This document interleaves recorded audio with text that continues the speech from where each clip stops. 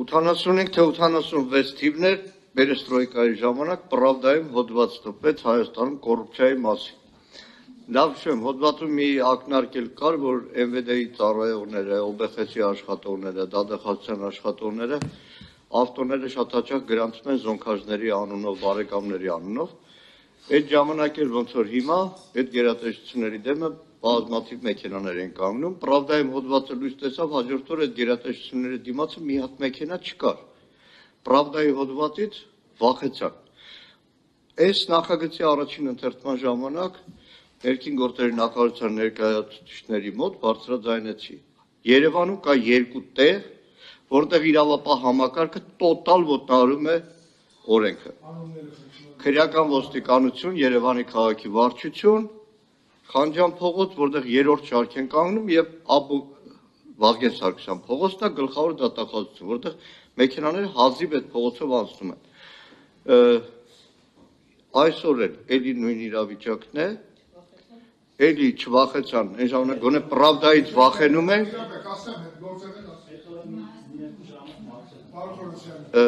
Եվ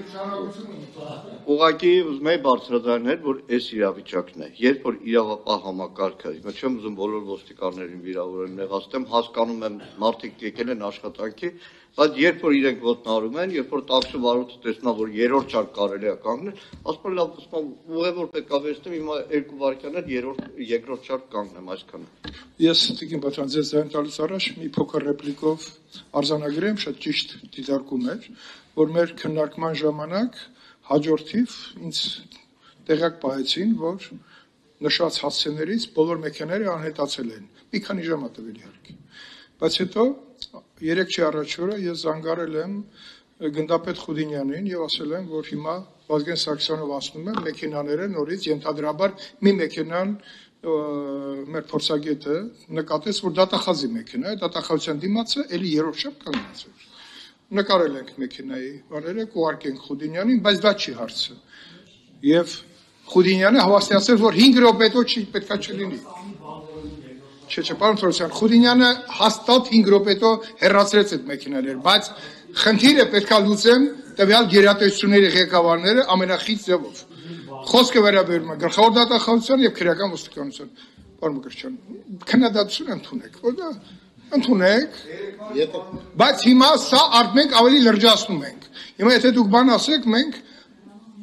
Պարեկների հետ մեկտեղ մենք էլ ենք շրջելու, արձանագրելու, վերջո օրենք ունենք, որ ես ազգուշաբար ուրիշ ձև էի բաները, դուրը չեկավ։ Մենք այդ բանը կկիրառենք, այդ application-ը կա, արդեն որ լավ աշխատի, նկարում ենք ու ամենադաժան, որտեղ չգիտեմ խախտում անում են, թե չեն անում, բայց այդ հասցեները, որ ֆիքսվել է մեր նիստի ընթացքում, պետք է լինեն բաց, դեռ երկրորդ, երրորդ գիծ չկարա լինի։ Թող ղեկավարները ղեկավարեն իրենց